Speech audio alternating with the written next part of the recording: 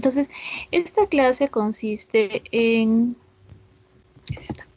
¿listo? En la siembra, ¿no? En los medios de cultivo y el antibiograma. ¿Logran ver las diapositivas, chicos? Sí, doctora. Ya está. Perfecto. Entonces, a ver, cuando nosotros tenemos un paciente y queremos pedir un examen, ¿no? Lo primero que tenemos que hacer es pues realizar una correcta toma de la muestra, así como hemos hablado de la recolección de la muestra de orina, ya saben los pasos, ¿no? Lo primero, debo tener un envase que sea estéril. Después, mi paciente le debo de indicar de que debe de realizarse una higiene previa, ¿no? Del área genital, debe ser la primera orina del día, debe ser el segundo chorro, que ya saben que la micción debe ser continua, en ningún momento debe de cortar la micción, sino simplemente dejo eliminar una pequeña cantidad de orina y luego empiezo la recolección. Luego de que recolecto el envase, ¿no? Yo lo debo de cerrar tal y como está acá y debo de tratar de llevarlo lo más pronto posible al laboratorio, ¿no? Digamos, lo ideal es entre menos entre 2 horas de haber tomado la muestra, ¿listo? Pero imagínense que tuviera pues este tipo de heridas que a veces se presentan, ¿no? Ya sea, por ejemplo, un tipo de celulitis, un tipo de abscesos, y yo quiero conocer de qué este microorganismo se trata, ¿no? ¿Quién es el culpable de todo este malestar? Entonces yo puedo realizar la toma de muestra también de acá. Siempre debemos realizar un lavado previo, ¿no? Debemos realizar los procesos de asepsia y antisepsia que ustedes van a buscar a qué nos referimos con asepsia y antisepsia, por si acaso. Miren lo que les estoy diciendo. Entonces, se hace la asepsia y la antisepsia del área, ¿no? Luego yo voy a agarrar y voy a empezar a recolectar la muestra, ¿no? En este caso puedo agarrar y con una jeringa, por ejemplo, si se trata de un absceso, puedo tomar una pequeña muestra. Igualmente la vamos a colocar en un envase estéril, ¿no? Y esto se envía al laboratorio para que lo podamos analizar. La otra forma es el hisopado, ¿no? El hisopado que está tan de moda, sobre todo con esto lo del COVID. De repente, no sé si ustedes han tenido la oportunidad de realizarse un hisopado, que a veces es un poco incómodo, ¿listo? En el cual nosotros empleamos pues estos hisopos que son largos, ¿no? No son como los hisopos que comúnmente se usan, sino son hisopos de mango largo, ¿no? En el cual nosotros vamos a introducirlos, ya sea en la vía nasal o a nivel de la laringe, de la faringe, para poder tomar la muestra, ¿no? La muestra va a quedar incluida en la cabeza de algodón. Obviamente todo este material tiene que ser estéril, ¿no? Viene en estas bolsitas ya esterilizadas, ¿no? Y una vez que he tomado la muestra, pues la voy a colocar dentro de este contenedor para llevarla a analizar, ¿no? En el caso, por ejemplo, del COVID, ¿no? Vamos a ver o lo que se analiza, pues, la presencia de los antígenos del material genético del virus, ¿no? Que pueden quedar dentro de las células. Entonces, existen sitios donde normalmente yo sé que no debe de haber ni una sola bacteria, ¿no? Son sitios anatómicos estériles, son sitios vírgenes. Entonces, ¿cuáles son estos sitios? Tenemos la sangre, ¿no? La orina. En la orina normalmente no deben de haber bacterias, el líquido cefalorraquídeo, el semen, las lágrimas, el líquido amniótico y el líquido prostático. Entonces, son ¿listo? Estos sitios donde si me llega una muestra procedente de acá, pues lo que yo debo de esperar es que no encuentre ni una sola bacteria. ¿Listo? Bueno, no una bacteria, sino microorganismos, ¿ok? Entonces, una vez que han tomado la muestra de forma correcta, listo, la llevan al laboratorio, ¿no? De patología clínica y vamos a hacer lo que es la siembra. Entonces, la siembra lo que me permite es ayudar a que el agente microbiológico se empiece a reproducir. ¿Listo? para que me facilite a mí o yo pueda determinar exactamente de quién se trata. ¿Se acuerdan que al inicio del curso, al inicio de las clases, yo les mencioné que lo más importante en los estudios de microbiología, no solamente decir pues que mi paciente tiene una infección bacteriana o una infección viral, sino determinar exactamente de qué microorganismo se trata, darle el nombre y el apellido. Y es más, ver qué antimicrobianos le van a hacer efecto. Entonces, para eso yo necesitaba no solamente verlos por el microscopio, ¿listo? No solamente determinar su morfología, sino también realizar una serie de pruebas, ¿no? Que me iban a dar sus características para que yo lo pueda identificar. ¿Ok? Entonces, una de esas pruebas pues va a ser realizar las siembras en los distintos medios de cultivo. Entonces, para esto es importante indicar que en el caso de las bacterias, el tipo de reproducción que se va a dar, ¿no? Es por fisión binaria. Entonces, acá tenemos un cuadrito, ¿no? Donde nos indican cómo se va a dar la reproducción de las bacterias. Entonces, tenemos acá, por ejemplo, nuestra célula madre que inicialmente se va a alargar, ¿no? Va a haber la formación de una membrana citoplásmica transversal y también de una nueva pared celular, ¿no? Esto va a crecer hacia el interior de la célula.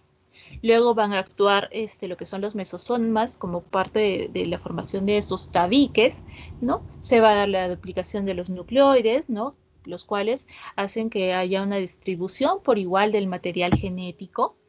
Luego va a haber la separación, pues, de todo este material, ¿no? De lo que serían los cromosomas homólogos por adhesión a la membrana celular.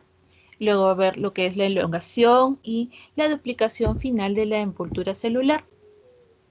Entonces, vamos a tener con eso la separación en dos células hijas. Entonces, acuérdense, la reproducción de las bacterias es por fisión binaria.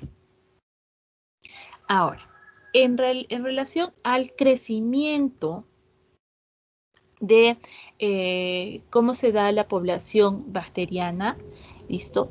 No es un crecimiento exponencial desde un inicio, ¿no? Tiene una serie de fases. Entonces, acuérdense bien de esta curva de crecimiento, cómo viene el ciclo de crecimiento. Entonces, en un inicio se va a dar la fase lag. ¿A qué se refiere con la fase lag? Es la fase en la cual hay una aclimatación de las bacterias a las condiciones de crecimiento, ¿no? Las bacterias empiezan a reconocer el medio, entonces se adaptan a eso. Y se empieza a iniciar la síntesis del RNA y la duplicación del DNA. Una vez que se han aclimatado, pues se inicia la fase exponencial.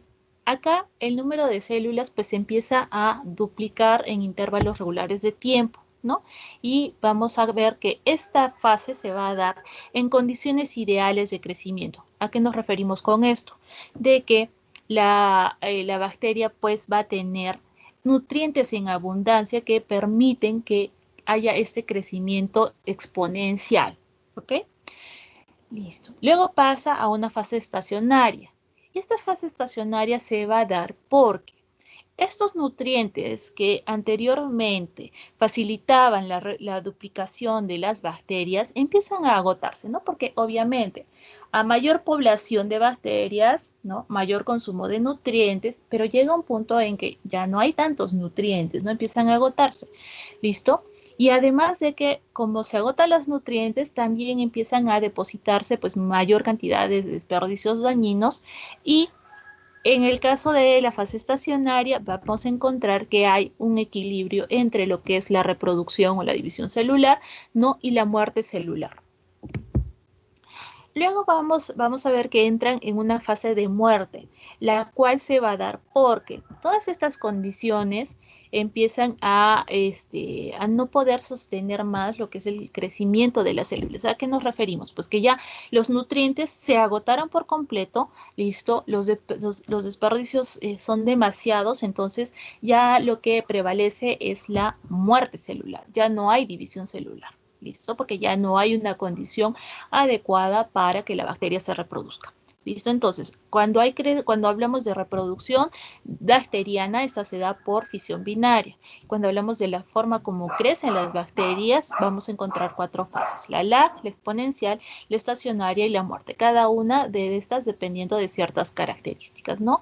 La lag por la aclimatación, la exponencial que depende de la presencia de los nutrientes, la estacionaria, hay agotamiento de los nutrientes y equilibrio entre la reproducción celular o división celular y la muerte celular, y finalmente la fase de muerte celular donde todo se agotó.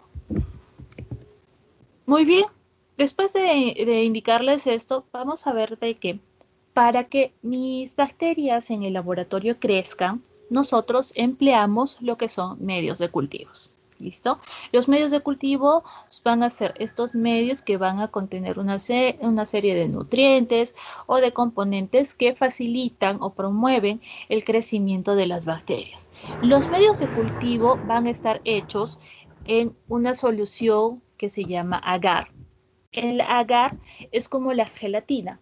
Si alguna vez han preparado gelatina en casa, pues es muy similar la forma en cómo se preparan estos medios de cultivo. ¿Listo? Y el medio de cultivo tiene esa consistencia como de gelatina media dura. ¿Ok? Entonces los medios de cultivo se van a preparar en una base de agar. Entonces, en relación a la proporción de agar, yo puedo encontrar medios de cultivo que son sólidos, que son semisólidos o que son líquidos. Ahora, también, dependiendo de esta consistencia, pues yo los voy a depositar, ya sea en las placas Petri o también en tubos. Por ejemplo, los sólidos, semisólidos y los líquidos, todos pueden ir en tubos, pero solamente lo que son, pero obviamente los líquidos no pueden ir en placas. En placas yo coloco los sólidos y los semisólidos. ¿Listo? Además de eso, pues estos medios de cultivo, como les dije, van a tener nutrientes básicos, nutrientes que favorecen el crecimiento de las bacterias, pero además yo puedo adicionar otra serie de componentes adicionales, ¿no? Como que para que favorezcan el crecimiento de un tipo de bacterias, componentes inhibidores que lo que hacen es inhibir el crecimiento por ejemplo, si yo quiero que solo crezcan gram positivos, pues utilizo componentes inhibidores de gram positivos, ¿no? Entonces inhiben el crecimiento de otro tipo de bacterias. Y componentes diferenciales, que son aquellos que me van a permitir diferenciar los distintos tipos de microorganismos o de bacterias que yo vaya a estudiar. Entonces son 3 los tipos de componentes que yo puedo adicionarle a estos medios de cultivo. ¿Listo? Entonces, estos medios de cultivo, según su utilidad, pueden ser nutritivos, de enriquecimiento, selectivos o diferenciales. ¿Listo? Entonces, si hablo de los nutritivos, obviamente que son aquellos que van a tener compuestos que favorecen el desarrollo, ¿no? de lo que sería el microorganismo. De enriquecimiento, igualmente participa en enriquecer el medio también para favorecer el desarrollo. Los selectivos, que son específicos para un tipo de microorganismo, ¿no? Y los diferenciales, como son estos de acá, que mediante una serie de reacciones, pues a mí me van a permitir diferenciar una bacteria de la otra. Entonces, ¿cómo preparamos este tipo de medios de cultivo? Los medios de cultivo vienen en estos frascos, vienen como polvo, tal como la gelatina. ¿Ok? Acá tenemos un frasco y en estos viene la indicación de la preparación. Cada medio de cultivo tiene una indicación en particular. No todos se preparan bajo un mismo patrón. ¿Listo? Entonces, me va a dar las indicaciones de por cuántos gramos de agar, ¿no? O de medio voy a necesitar para preparar cierta cantidad de placas o cierta cantidad de tubos. Entonces yo tomaré la medida, listo, vamos a pesar, ¿no? Cuánto en cantidad en gramos, en miligramos vamos a utilizar, y este polvo ¿no? Que es el medio de cultivo, vamos a colocarlo en una pipeta, perdón, en un tubo, y lo vamos a diluir con agua destilada, ¿sí? Entonces, esto se va a diluir y esta indicación de cuánto necesito de agua destilada para poder diluir este agar, ¿no? También viene en la indicación, ¿no? Lo diluimos, ¿no? Lo colocamos en un frasco. En algunas ocasiones, para lograr una mejor homogenización del medio, pues lo sometemos al mechero, listo, hasta que esté bien disuelto, tal y como pasa, por ejemplo, con la gelatina, ¿no? A veces necesitamos agua caliente para que se disuelva bien y que no queden grumos. Es lo mismo que pasa con la preparación de estos medios. Entonces, lo sometemos al calor, lo disolvemos correctamente, listo, y en algunos casos también estos medios van a ser llevados a una estufa de esterilización. ¿Listo? ¿Para qué? Para que yo me cerciore de que ningún microorganismo, ninguna espora esté contaminando mi medio, porque acuérdense de que tiene que ser medios completamente estériles. ¿Ok? Entonces, luego de eso, pues nosotros lo vamos a vaciar en las placas o en los tubos, dependiendo de qué tipo de agar sea, de qué tipo de medio de cultivo. Vamos a dejar que enfríe, ¿no? Y eso se va a solidificar o va a ser semisólido, ¿no? Y entonces nos va a quedar esto. Esta es la forma, acá tengo una placa Petri y en este caso tengo, por ejemplo, un agar de base sangre. Entonces, en el caso de el agar de base sangre, es un medio de cultivo que normalmente nosotros lo utilizamos para favorecer el crecimiento de las bacterias, tanto gram positivas como gram negativas. ¿Listo? Es un medio para aislar estos microorganismos y que nos permite también conocer la característica de la hemólisis que pueden producir ciertas bacterias, aquellas sobre todo que van a contener una enzima que se llama la hemolicina. ¿Listo? Entonces, el agar base sangre, además de permitirme el crecimiento, me permite conocer la hemólisis. Si mis bacterias causan hemólisis o no causan hemólisis. ¿Ok? Entonces, ¿cómo la preparamos este agar base sangre? Porque es un agar muy especial. Se, se hacen todos los pasos que les mencioné anteriormente. ¿Listo? Yo tengo acá el agar, lo voy a hidratar, ¿no? Lo voy a homogenizar y luego le voy a adicionar sangre de cordero. En el laboratorio, por ejemplo, de la universidad, tomamos sangre de nuestros corderitos, de nuestros alumnos que gentilmente nos donan 5 mililitros de su sangre para hacer este tipo de medios. ¿Listo? Entonces echamos la sangre, ¿no? Y se torna de esta forma. Luego lo vaciamos a nuestras placas Petri, esperamos que enfríen y luego procedemos a realizar la siembra. La siembra consiste en que yo tome una muestra, ¿no? Que proviene a veces de un medio nutritivo, ¿no? Con una asa de cole, yo hago los siguientes movimientos. Empiezo a sembrar despacito sobre la superficie de mi medio. No hago mucha fuerza porque como es como la gelatina, si yo presiono muy fuerte, pues se va a hundir, se va a romper el medio y eso no deseo hacerlo. Entonces hago estos movimientos, listo, como en zigzag, ¿no? Primero lo hago muy cerquita, ¿no? Para tratar de agotar, luego separo un poco más las líneas y finalmente hago esto, más separadas, ¿no? Y tenemos esta imagen de acá.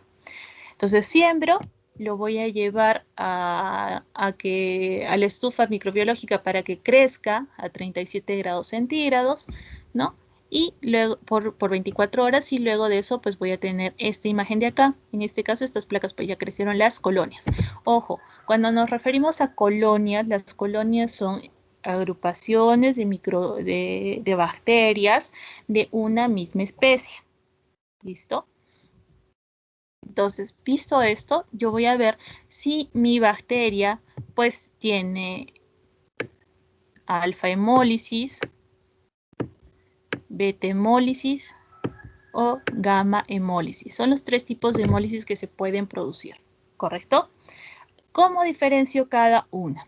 Entonces, yo les he dicho de que esta hemólisis pues, se va a dar en relación a que mi bacteria tiene o no una enzima que es la hemolicina, que, lo que hace es pues, destruir los glóbulos rojos que están presentes en el medio de cultivo. ¿Ok? Entonces, si mi bacteria tiene una hemólisis parcial, es decir, que parcialmente destruye los glóbulos rojos, ¿listo? Es la alfa hemólisis. ¿Cómo lo veo? Voy a colocarlo a trasluz, ¿no? Para ver estas colonias y me doy cuenta de que como no hay un borramiento completo del color rojo del medio de cultivo. ¿Listo? Esa es la alfa hemólisis. La beta hemólisis, ¿qué quiere decir? Que la hemólisis que hace mi bacteria es una hemólisis completa, que completamente ha destruido los glóbulos rojos que se encuentran en el medio. Entonces, ¿cómo se mira esto? Yo voy a ver la colonia y voy a ver que alrededor de donde está la bacteria, pues no hay esa coloración roja. ¿Por qué? Porque los glóbulos rojos han sido destruidos por completo. A veces toma un halo medio verdoso, medio amarillento por la destrucción de los glóbulos rojos. ¿Listo? Y la gamma hemólisis significa que no hay hemólisis, que mi bacteria no tiene esa capacidad de lisar los glóbulos rojos, de destruirlos. ¿Listo? Y como observo, así tal y cual, ¿no? Yo tengo acá las colonias y el medio no ha variado. Se ha mantenido de color rojo. ¿Por qué? Porque la bacteria no ha destruido los glóbulos rojos presentes en el medio de cultivo.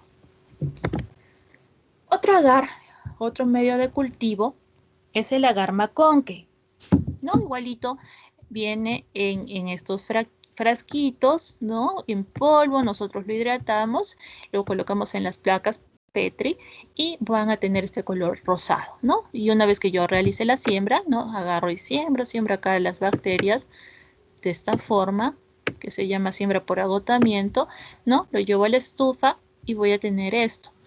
A lo que me refería con colonias, por si acaso, son estas de acá. Esto es una colonia, esta es otra colonia, esta es otra colonia, y acá hay muchas más colonias, todas estas que parecen ser de la misma especie. ¿Listo? Entonces, generalmente, ¿para qué utilizamos el agar Maconque? El agar Maconque, vamos a ver que es un medio que es sólido, que es diferencial y que es selectivo. ¿Por qué?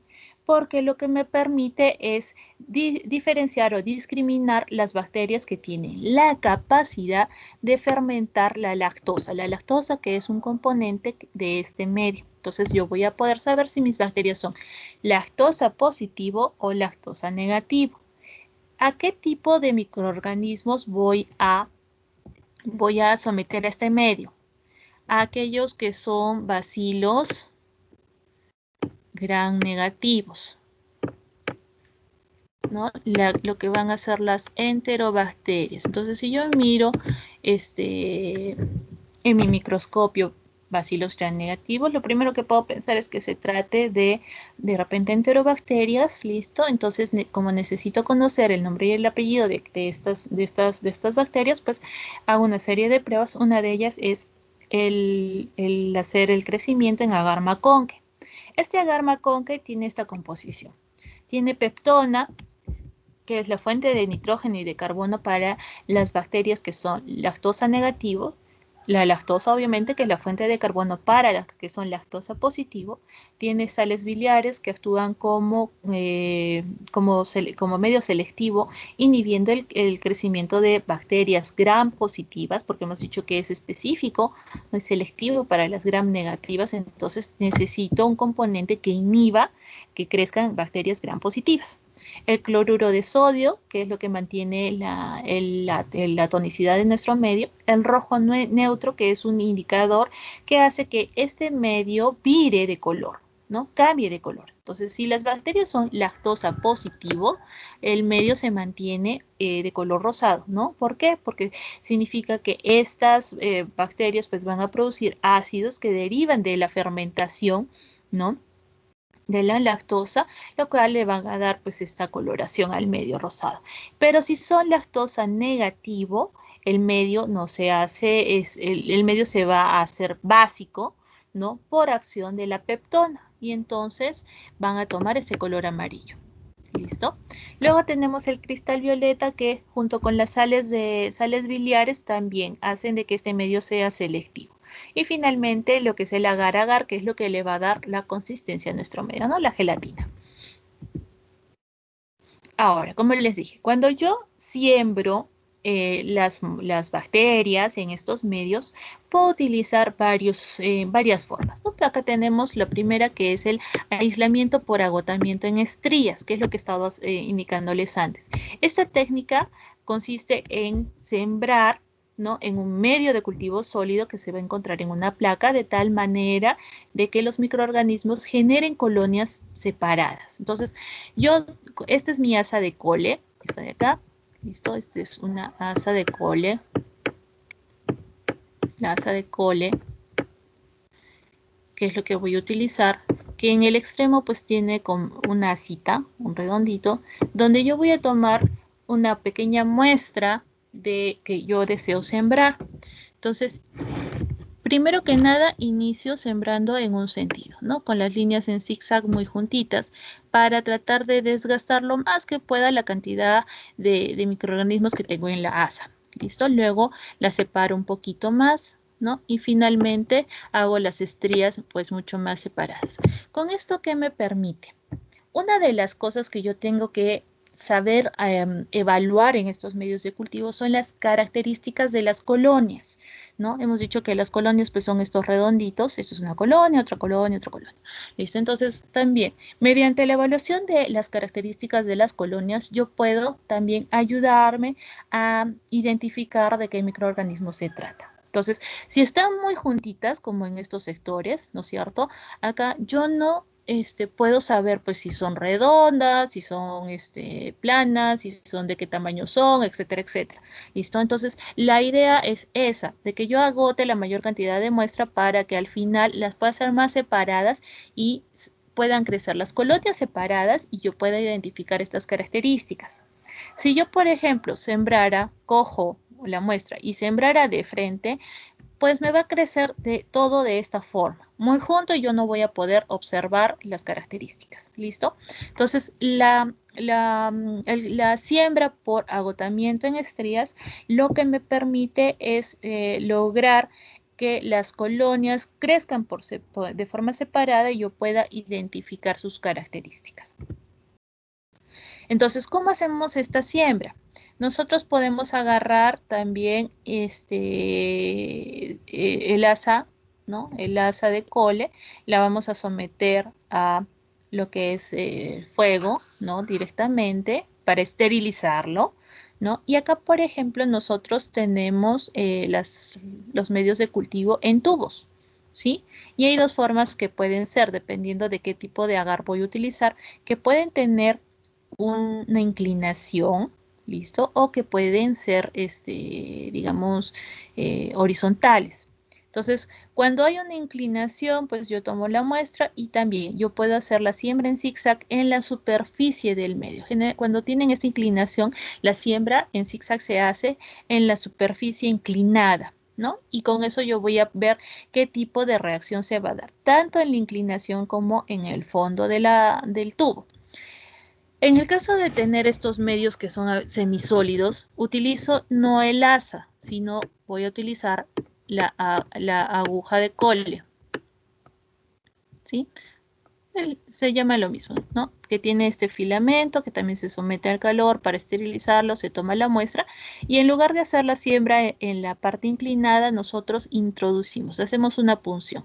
Introducimos hasta el fondo, la retiramos y vamos a ver también qué cambios se van a dar, ¿no? Entonces, por ejemplo, voy a tener esta imagen de acá, que tengo lo que serían los agares diferenciales TCI, LIA, ¿no? Donde voy a ver estos cambios, ¿no? A ver qué reacción se da en la inclinación y qué reacción se va a dar en el fondo. Entonces, de acuerdo a eso, pues yo ya voy a identificar de quién se trata, ¿no? Entonces, igualito a la siembra, cuando yo tengo el medio inclinado, lo hago en la parte inclinada, ¿no? Y cuando yo tengo un agar semisólido, pues utilizamos la técnica de punción. Entonces eso era la técnica de siembra por agotamiento.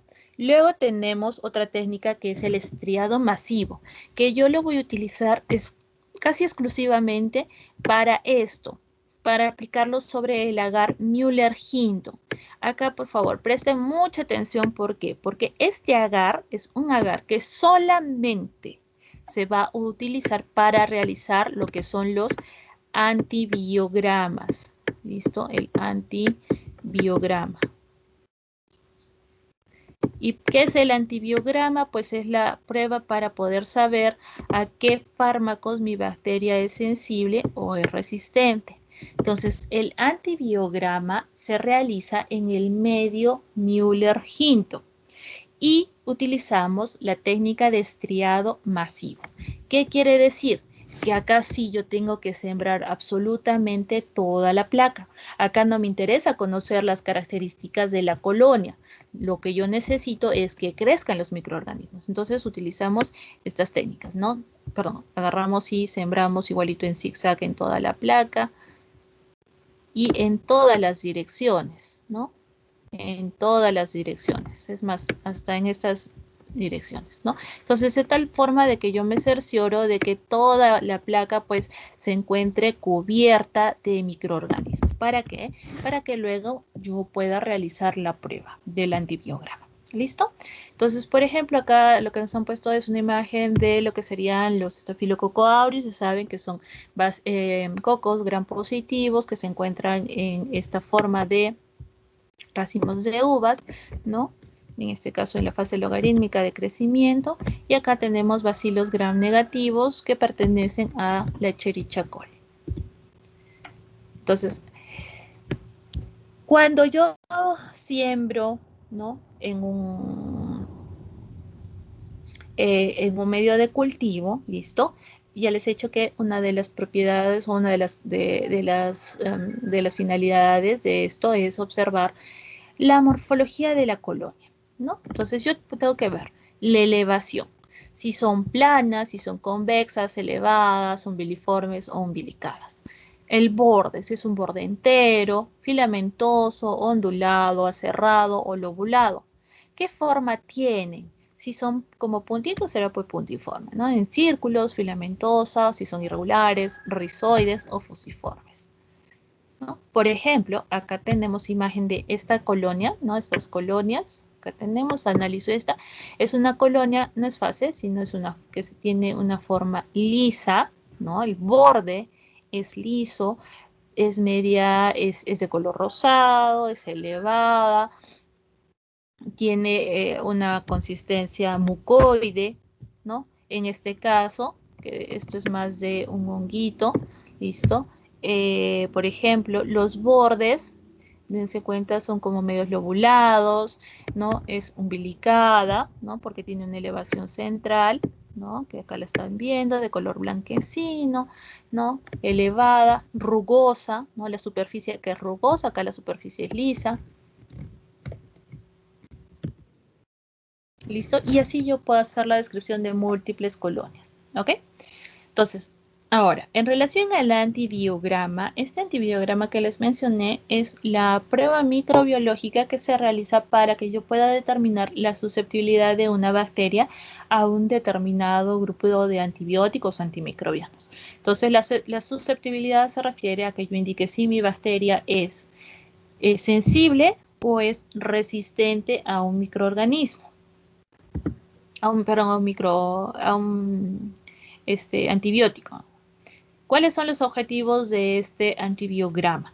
Medir la sensibilidad de una cepa bacteriana que se sospecha que es responsable de una infección a uno o a varios antibióticos, y también me permite seguir la evolución de las resistencias bacterianas. Ustedes de repente habrán escuchado hablar en relación a que se está dando mucha resistencia a antibióticos que antes los usábamos comúnmente, que ya no podemos emplearlos de repente para infecciones que son muy simples. Y esto se debe a que la gente pues tiene una muy mala costumbre de ir a la farmacia, ¿no? Frente a cualquier resfrío o frente a cualquier dolencia, y pedir al farmacéutico o al técnico que se encuentra en la farmacia, ¿no? Pedir qué es lo que le recomienda para su dolencia, ¿no?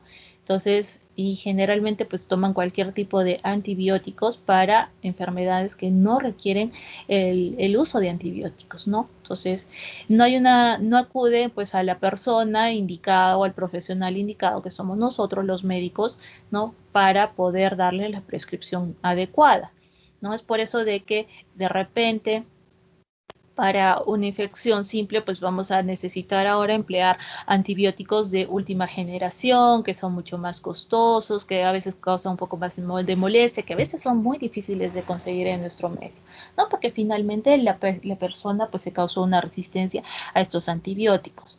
Entonces, por eso es importante saber y conocer bien la farmacología, ¿no? Y saber bien a qué agente nos estamos enfrentando. Por ejemplo, y son cosas que me han pasado, pacientes que venían por un resfrío y querían que se les dé antibióticos para un resfrío.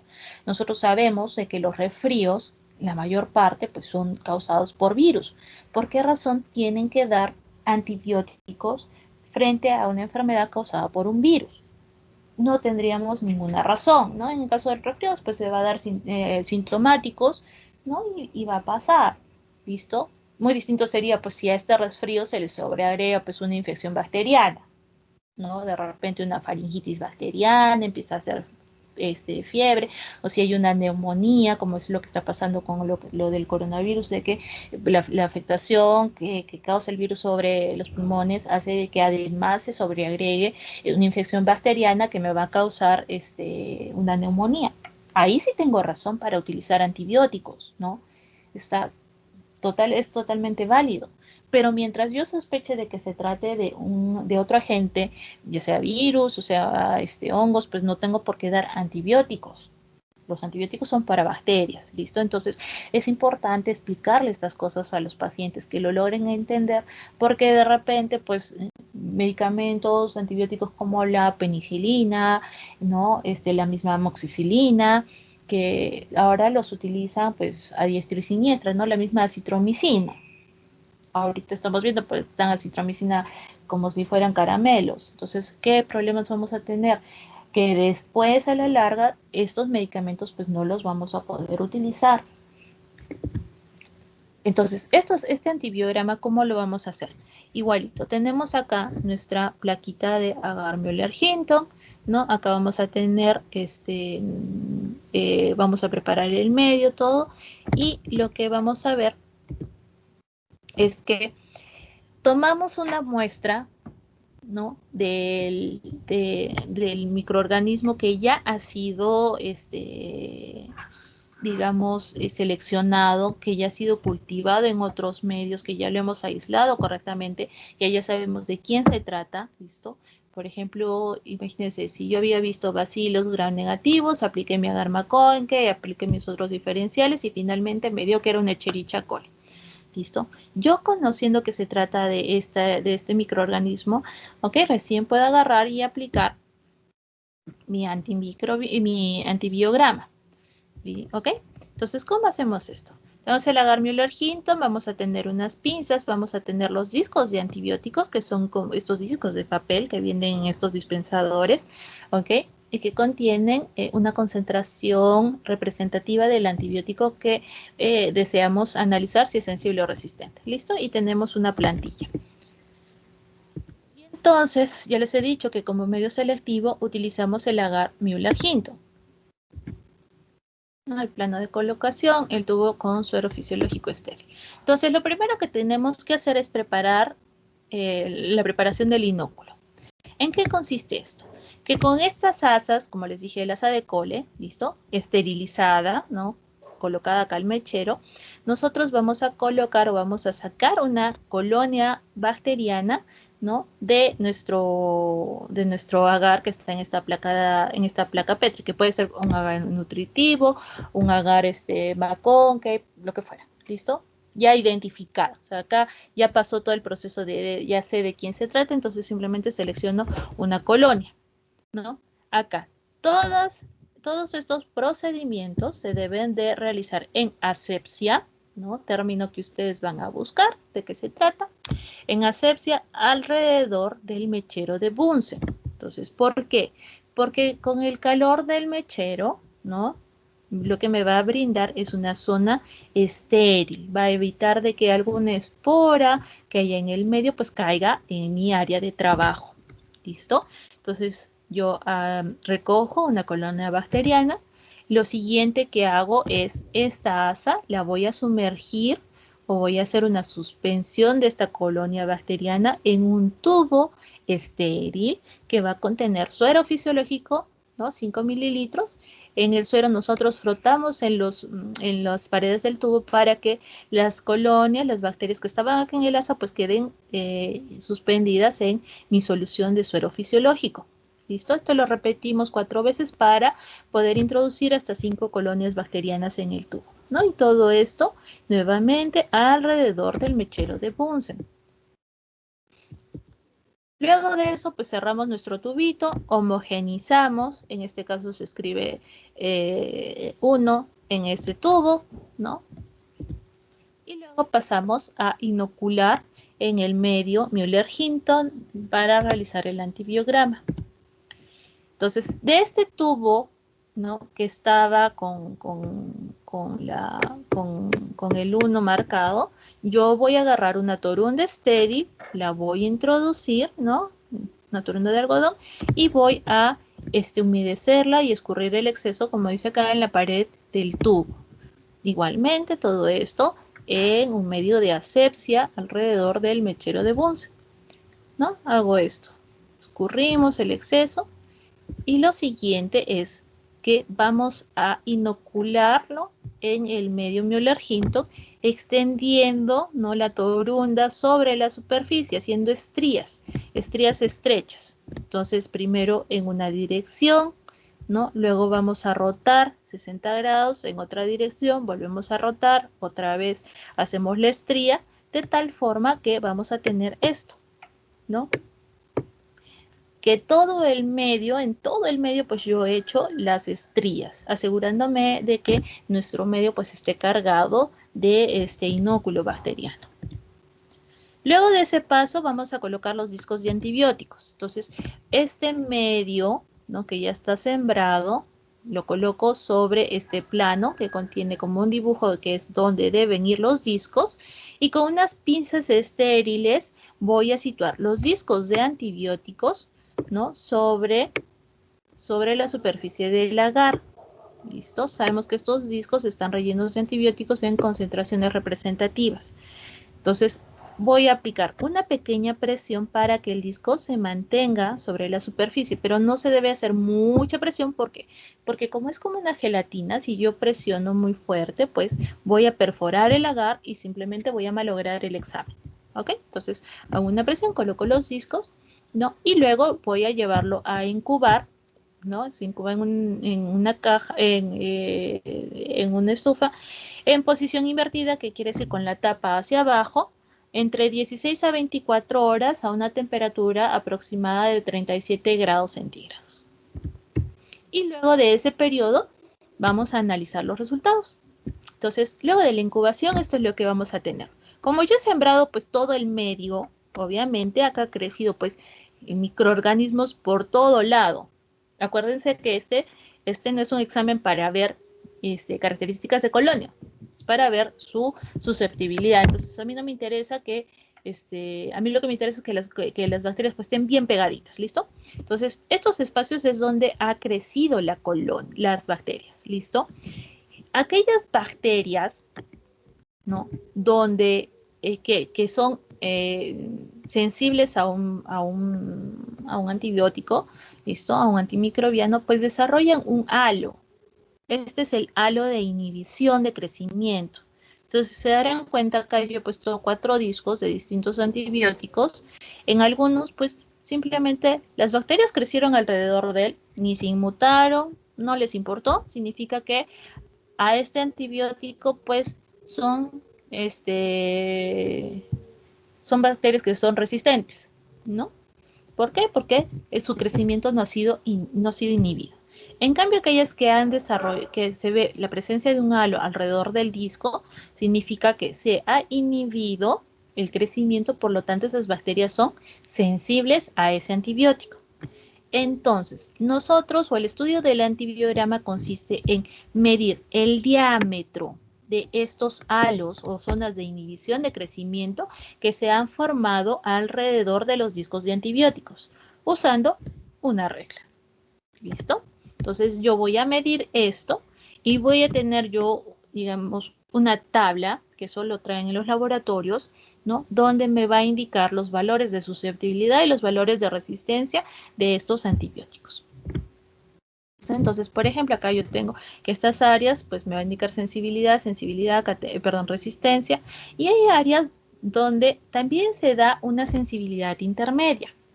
Entonces, ¿qué significa que sea sensibilidad intermedia? Pues que no hay un, digamos, no es un fármaco que lo voy a utilizar de primera línea, porque me puede dar una respuesta dudosa, ¿no? Como que puede o no puede funcionar.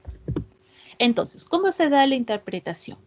Cuando es sensible, nos indica es que se va a dar un aislamiento bacteriano que va a ser inhibido in vitro por la concentración de un antimicrobiano que se asocia a una alta probabilidad con el éxito terapéutico, ¿no? Entonces, sensible es cuando se inhibe el crecimiento bacteriano, ¿listo? Alrededor de este antimicrobiano. Entonces, ¿qué significa? Que ese antibiótico pues me va a servir. Tengo mucha probabilidad de éxito. La sensibilidad intermedia es cuando este crecimiento, ¿listo? También se va a ver inhibido frente a la concentración del antimicrobiano, pero su efecto es incierto, su efecto terapéutico es incierto, ¿no? O sea, sí hay el halo, ¿listo? Pero de acuerdo a la medida yo lo voy a ubicar como intermedio, ¿ok? Entonces, pero el efecto que voy a tener con este antimicrobiano es incierto. Es resistente cuando un aislado bacteriano va a ser inhibido in vitro por una concentración de antimicrobiano que se asocia a una alta probabilidad de fracaso terapéutico, ¿no? Entonces no se forma un halo de inhibición de crecimiento y son fármacos que yo no voy a emplear. Entonces, resistente con la letra R es una categoría clínica definida para las pruebas de susceptibilidad in vitro. Las cepas bacterianas incluidas en esta categoría no son inhibidas por las concentraciones séricas del antibiótico normalmente alcanzadas con las dosis habituales del mismo. Entonces poseen una serie de mecanismos específicos de resistencia bacteriana que solo van a ver en la teoría, o la eficacia clínica del antibiótico frente a la bacteria pues no ha sido comprobada. Y en el caso de la sensibilidad, igualmente, no es una categoría clínica que implica que una infección debido a una cepa bacteriana estudiada puede ser tratada apropiadamente con la dosis del antibiótico, ¿no? Recomendada para el tipo de infección y la especie infectante, a menos de que haya contraindicaciones, ¿no? Imagínense que si respondes a un fármaco, o si esa bacteria sí responde a ese fármaco, pero tienes la mala suerte de tu ser alérgico a ese fármaco, ¿no? Como podría ser el caso más común de la penicilina, ¿no? Hay mucha gente que es alérgico a la penicilina y si fuera el único fármaco que tendría para poder atacar una infección, pues estamos en serios problemas. Entonces, dependiendo del microorganismo que nosotros hayamos identificado, nosotros vamos a colocar una serie de antibióticos. ¿Listo? No es de que pongamos cualquiera que se me ocurre al azar, no. Esto ya viene predeterminado, ¿no? Por ejemplo, en el caso de que se trate de un estafilococo aureus, los de primera opción, tenemos la oxacilina, la penicilina, la eritromicina, clindamicina, cotrimoxazol, también conocido como trimetoprim-sulfametoxazol, la vancomicina, la gentamicina, el ciprofloxacino, ¿no? Como una segunda buena opción, el cloranfenicol, la rifampicina, la tetraciclina, la teicoplamina, la nitrofurantoína, el norfloxacino. Y entonces, cuando yo hago la lectura, listo, no es de que hago la lectura y yo tengo que saber de memoria cuánto tiene que medir cada fármaco, no. Todo esto siempre viene con una tabla hecha por el laboratorio donde se va a indicar cuáles son los diámetros que te van a indicar resistencia y cuál es el diámetro que te va a indicar sensibilidad. ¿ok? Entonces, haces tú la medida. Imagínense, acá tengo el disco y acá tengo mi halo de inhibición. Hago la medida del diámetro, listo, y luego voy a ver, ¿no? En este caso, imagínense que esta fuera la ampicilina y que acá yo he medido 12 milímetros, siempre es en milímetros, ¿ok? Entonces, 12 milímetros. Voy a mi tablita, busco ampicilina, ok, y miro que aquel diámetro menor a 14 milímetros indicaría resistencia, ¿no? ¿Qué quiere decir? ¿No? Que mi bacteria pues no responde a la ampicilina. Si yo acá he dicho que tiene una medida de 12, ¿no? Y a partir o menos de 14, listo, me indica resistencia. Entonces diría, ok, esta es resistente, ¿no? Imaginémonos que no es 12, sino que es 25. Acá me dice que es sensible cuando el diámetro de inhibición es mayor a 19. Ah, ok, entonces si es 25, genial, ¿no? Mi bacteria es sensible a la ampicilina. ¿Ok? Imagínense que no es 12, no es 25, sino es 16. Chispas. Si me dice que menos de 14 es resistente y mayor de 19 es sensible y yo tengo 16, ¿cómo lo interpreto? Como sensibilidad intermedia. ¿Listo? Como sensibilidad intermedia porque está entre estos dos valores. ¿Ok? Entonces, y así nosotros vamos a ver, medimos, buscamos en nuestra tablita, vemos qué medidas calzan y damos el informe de si es sensible o si es resistente. Entonces, existen los test de susceptibilidad, cualitativos, que son estos test por difusión con discos, que es el antibiograma, y los test cuantitativos, los cuales los hacemos en una dilución en caldo o agar. Ojo, la palabra caldo significa o se emplea para referirnos a medios de cultivo líquidos, ¿ok?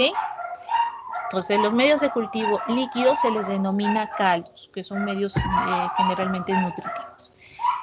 ¿Existen las formas automatizadas? Sí, ¿no? A veces, por ejemplo, en los hospitales, en los grandes hospitales, se manejan los antibiogramas automatizados, obviamente por el volumen de muestras que se manejan, ¿no? Acá tenemos una máquina para realizar eso, igualito, ¿no? Se toma una muestra del medio, digamos, de selección, se va a diluir, ¿no? Y se coloca en una serie de discos, de tablas, que pasado las 24 horas pues va a dar la lectura a los distintos fármacos, ¿no? A los cuales se va a leer, ¿no? Y es más, se va a indicarle el género, la especie, si es gram positivo o gram negativo, ¿no? Y la gama de antibióticos que me pueden servir para el tratamiento. ¿Ok? Entonces igualmente les hemos dejado unos links de acceso para que ustedes puedan ver, ¿no? Videos acerca de cómo se realizan los cultivos, de cómo se hace el antibiograma y cómo se debe de interpretar un cultivo. ¿Correcto? Muy bien, chicos. Entonces, es importante que hagamos los antibiogramas, sí, para poder saber qué fármacos dar a nuestros pacientes. ¿Listo? Muchas veces se puede dar, por ejemplo, antibióticos antes de tener resultados del antibiograma, claro que sí, porque no podemos dejar a los pacientes sin tratamiento. Han visto que demora aproximadamente 24 horas, a veces se toma un poquito más de tiempo. Entonces, en ese espacio, con nuestros conocimientos, ¿no? De fisiología, ¿no? De semiología, de más o menos saber de qué se trata, yo ya puedo iniciar una terapéutica que luego va a ser validada, ¿no? Con todos estos estudios. ¿Listo? Nunca podemos dejar a un paciente sin tratamiento, ¿ok? Entonces, yo puedo iniciar un tratamiento y si de repente los resultados de todos estos estudios de microbiología concuerdan con lo que yo pensaba, pues estamos genial, ¿no? Pero si en algo, sobre todo en el caso de los antibióticos, vemos algún tipo de resistencia, ¿no? Se puede cambiar. ¿Listo? Muy bien. ¿Alguna pregunta en relación al tema?